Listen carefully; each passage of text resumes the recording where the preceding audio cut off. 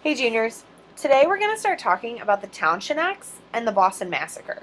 So in the top right hand corner of your notes page, you can go ahead and write the date, which is 8/5/2014, and right below it, the objective, which is the Townshend Acts and Boston Massacre. Feel free to pause this video at any moment to get your notes. Our essential question for the day is, what are the Townshend Acts and the Boston Massacre? This does need to be written at the top of your notes page, so make sure that you pause the video and get this written down. Before we get into today's lesson, let's review from yesterday. Yesterday we talked about the Stamp Act. We know that it was a direct attempt by the British government to tax the colonists to get money to pay for the French and Indian War. So we know that the Stamp Act was enacted, the colonists boycotted it, and the Stamp Act was repealed as a direct result. In the event, though, we see the divide deepen between Britain and the colonists, and we're going to see something similar happen today. So, introducing the Townshend Acts. Since the Stamp Act did not work, Parliament looked for other ways to collect money. So in 1767, Parliament passes the Townshend Acts, which placed a tax on glass, lead, paints, paper, and tea. And of course, you see this bullet point is bolded and underlined, so you do need to get that for your notes. Since the Stamp Act did not work, British officials were sent to Boston to enforce the Townshend Acts. There were a lot of colonists who were trying to get around the taxes by smuggling in manufactured goods that would originally have a tax on them. So as another result, British officials were also allowed to look for smuggled goods on ships.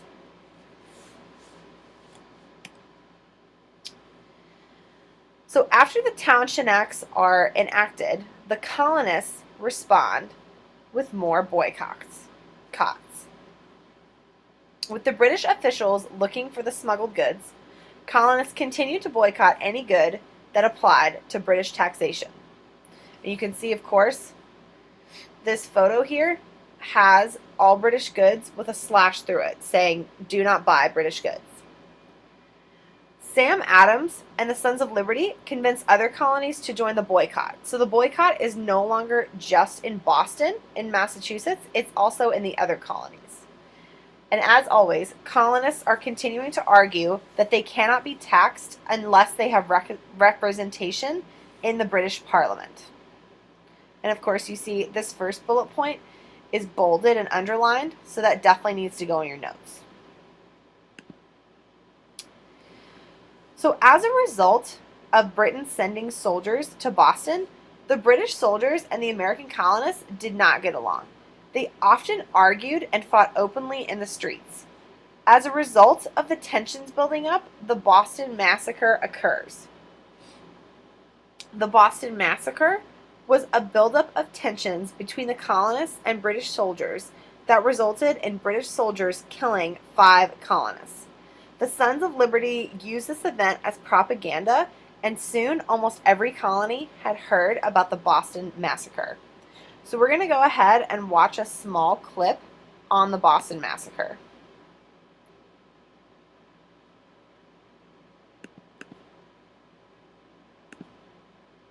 Boston is a melting pot.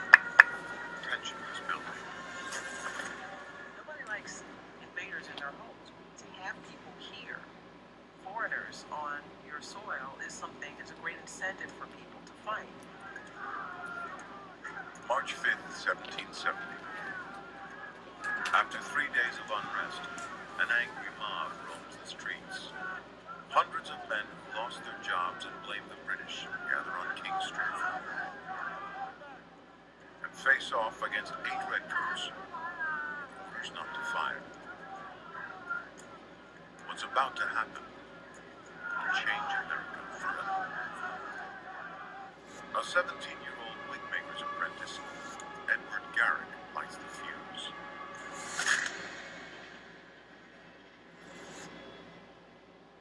This is how wars start.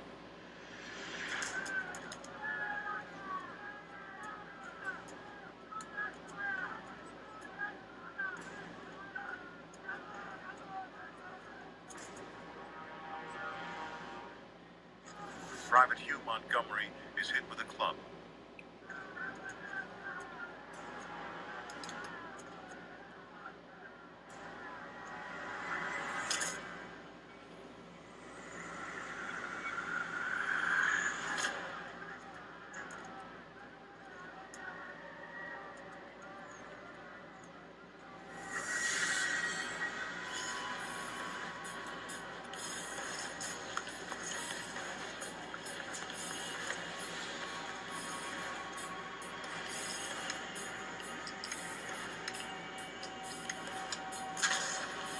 An African-American Christmas addict dies instantly.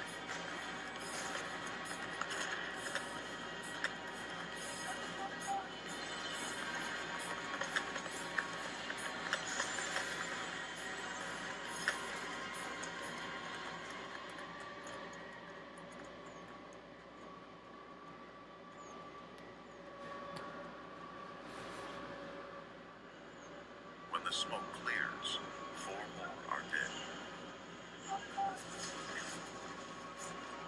How Boston reacts will change the course of history.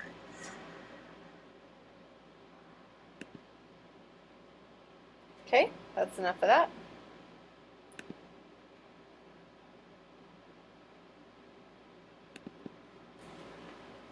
So again, we saw in the video the British soldiers and the American colonists not getting along. The Boston Massacre, though it was a small amount of people that were killed, it was still a very large event. And the Sons of Liberty really used this event as propaganda to drive the rebel cause that would eventually lead to the American Revolution. So my question for us is, where does this leave the colonists? We can clearly see that the colonists and the British are heading for revolution. The colonists resent British actions and constantly respond with propaganda and boycotting against any British move. As such, we're almost to revolution at this point. And I want you to keep thinking as we go through this week, how is the divide between the colonists and Britain getting larger? And how could Britain have handled this situation differently so it doesn't lose its colonies? Of course, we know the British do not keep their colonies, otherwise we would all be British citizens today. But those are just some things I want you to think about as we move forward. That's going to be it for INM today, guys. Thanks for listening.